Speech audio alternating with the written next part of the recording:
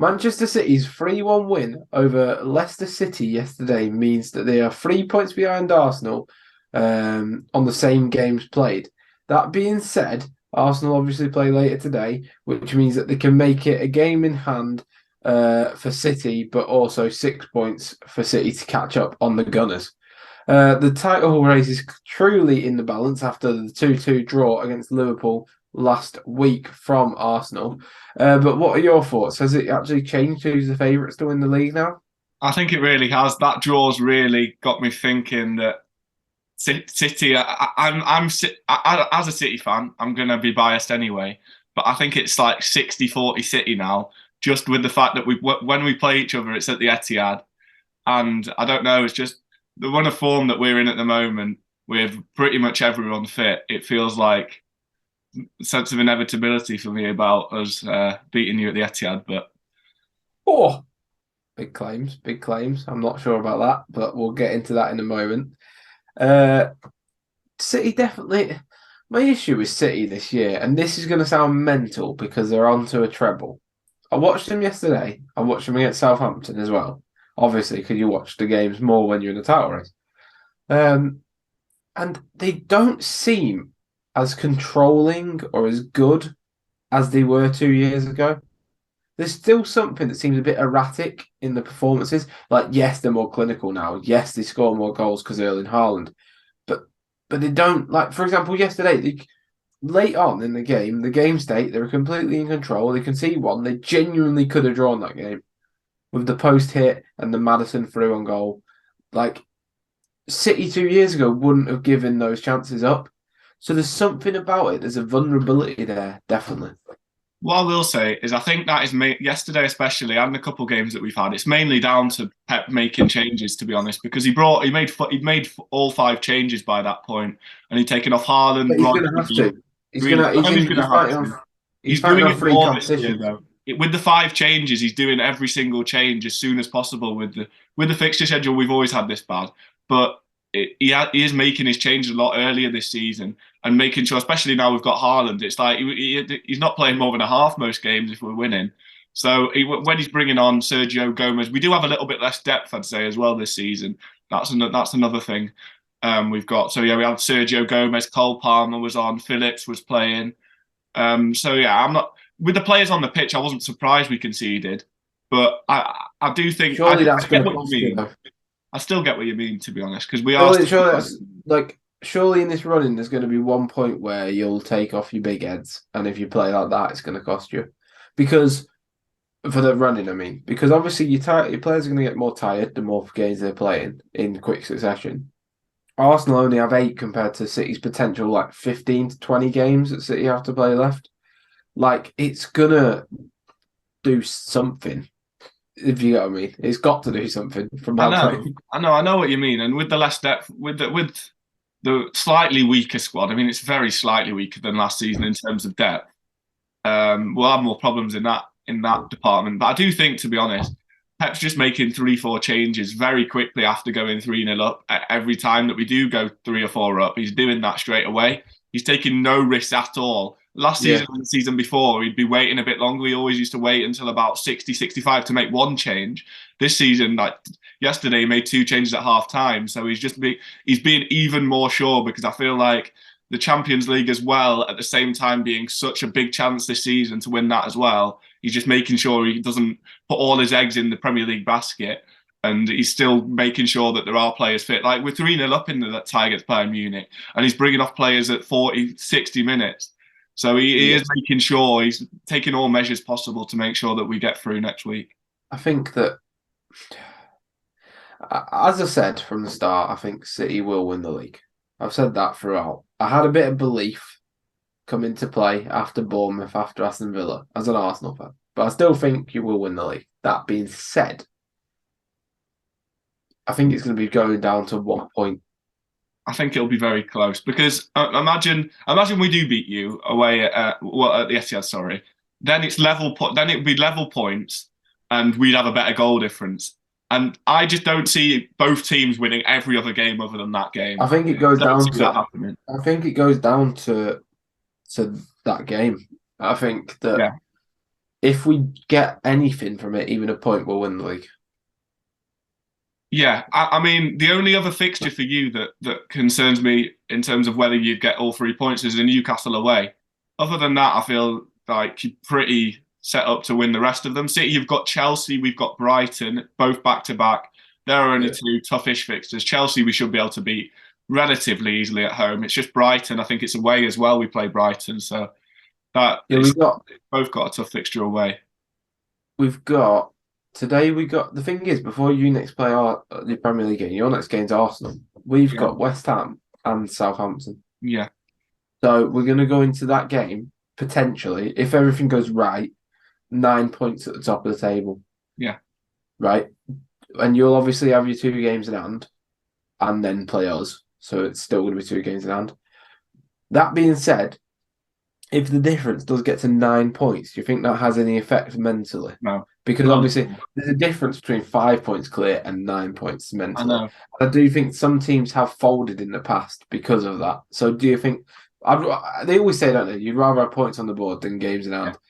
Will that make a difference?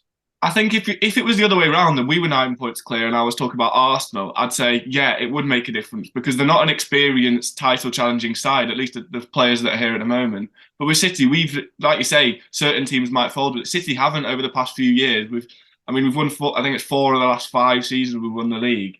So if there's any team who would not let an extra point because of games in hand phase them, I think it would be City, to be honest.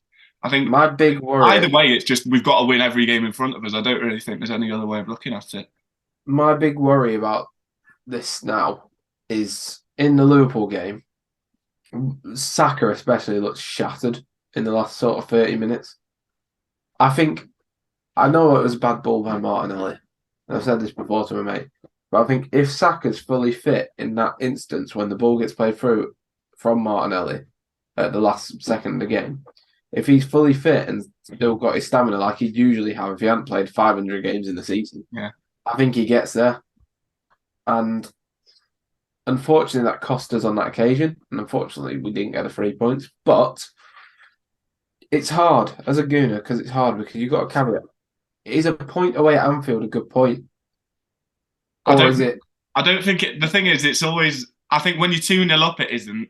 But if you're 2-0 down, it is. It's one of those where. It's the fact we were dominant, isn't it? It's the fact we were dominant first half. We absolutely destroyed them and then bottled it. Yeah, I was just surprised you couldn't. I mean, it's difficult to kill a side off at Anfield. That doesn't really happen. If we got the third goal, the way you were playing, it would. If you'd have got the third, as you say, I mean, that would have been basically game over, wouldn't it? Well, we're gonna have to beat West Ham today. We should do. They played the Europa League on Thursday as well, haven't they? They won't be at the best of fitness. It'll be hard. It'll still be a hard game. They might go down, so they've got to fight for their life still. Then we've got Southampton, who actually I'm worried about because Southampton traditionally have been a. You drew against them, didn't you, early in the season? You what? You drew against them earlier in the season, didn't you? Yeah, they're traditionally a bogey team for us, but if we can do well, we might be on for the title. I think if we, at the end of the day, right now, it's in Arsenal's hands because if they win every game, they win the league. You'd argue it's in City's hands just because the game's at the Etihad, and if we win that, we are top of the league.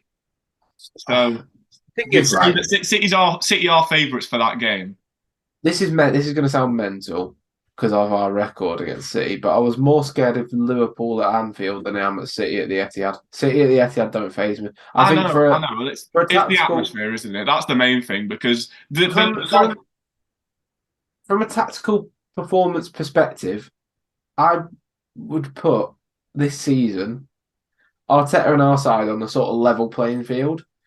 At Anfield, you have it where it doesn't really matter what tactical level you are at for a season or any any form or anything. You will come in and they will be here. Yeah. So you can match it, but you can't match here for the whole game. So it's like it goes like this. Mm-hmm. Whereas with City, I think we can come in at this level. We played you off the park in the 2-1 last year, where you got that late goal with Rodri. Like I've seen Arteta have Pep's number in a game, and then Pep obviously turn it around late on. But all we need is Arteta just to get it over the line, and it'll work. So while obviously Pep's a better manager, Pep's had the history, Pep's a born winner, the team's a born winner, all those factors. I believe in Arteta's potential to get that over the line.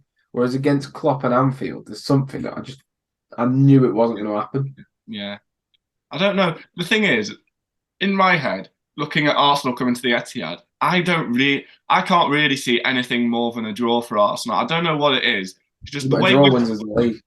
I know a draw is enough. I know it is, but I just can't see you winning at the Etihad. I don't know. I can't imagine it. It's nothing to do with it's the atmosphere or whatever. But at the Etihad, we are just a lot better, as you'd expect. It's the home ground, but we are just a lot better at Then home. again, right, in the cup, if we played our full team, because you played near enough a full strength team, we played a very rotated one in the 1-0 this season that you beat us.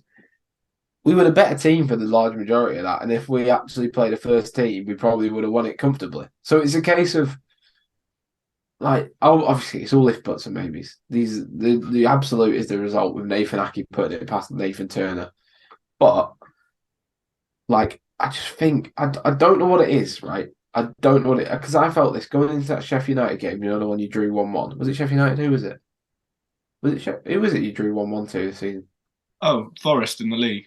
Forest, sorry. Going into that Forest game where you drew 1-1, I had a feeling and I knew you were going to drop points that day. And I don't know why. I just felt like it. I have a feeling that we won't win the league, but we will get something this year. Yeah. I mean, to be honest, if you lose away at Newcastle and then draw against us and we win the rest of our games, I mean, I don't think you'll win the rest of your game. I think that's a myth. I don't think we'll win the rest of our games either. But if we better your games, if you draw against us and lose against Newcastle, then I don't know because I don't think we're going to win the league. So it's as easy as that. I don't think we are. But it's the dreamer inside me. I just think.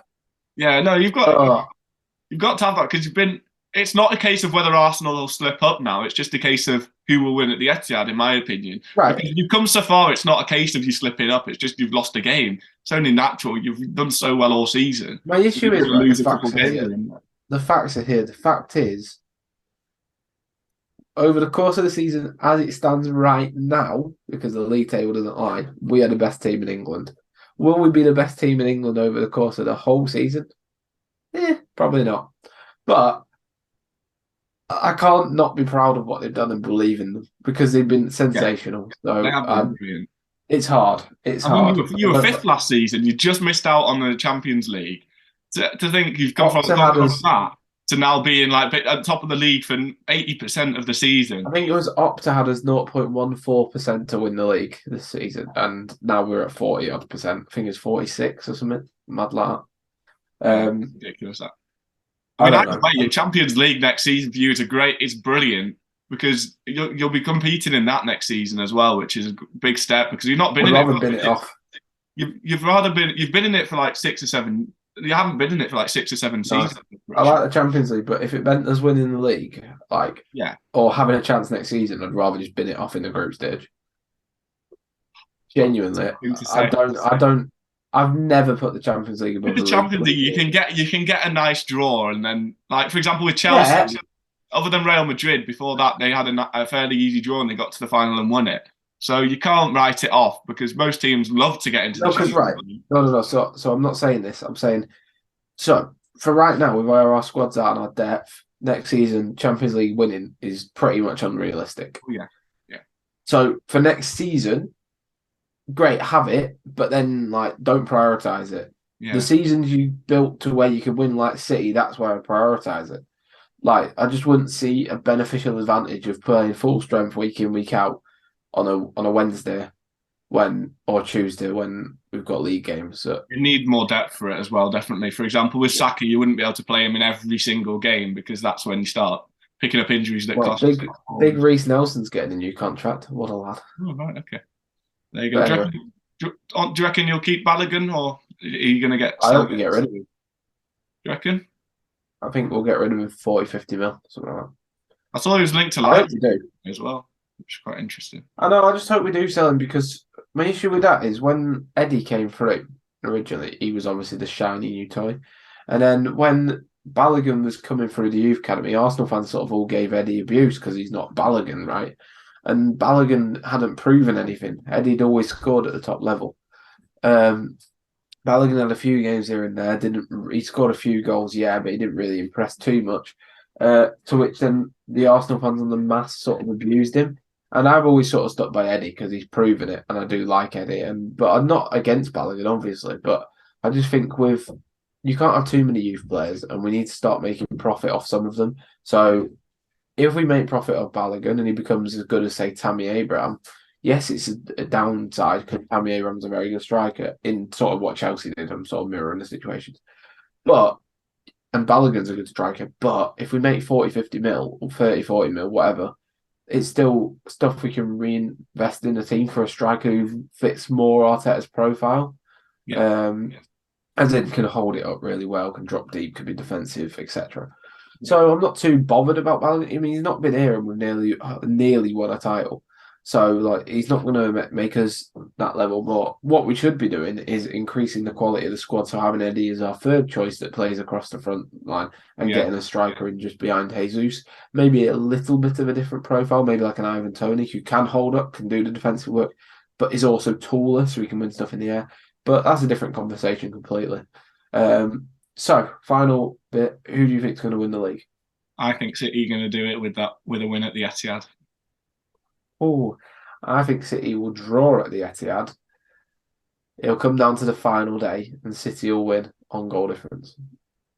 Right then. Go on, you take us out. Well, thanks for watching today, guys. Put some comments down in the comment section down below on your opinions on whether you think I'm chatting rubbish because of my bias, or Thomas. Obviously, Thomas is not biased because he thinks City's going to win the league. But let us know what you think about the title race, and put your score predictions for the City Arsenal game, as that's City's next game in the league. So let us know what you think about that. Until next time, see ya. Come on, the Arsenal. See you later.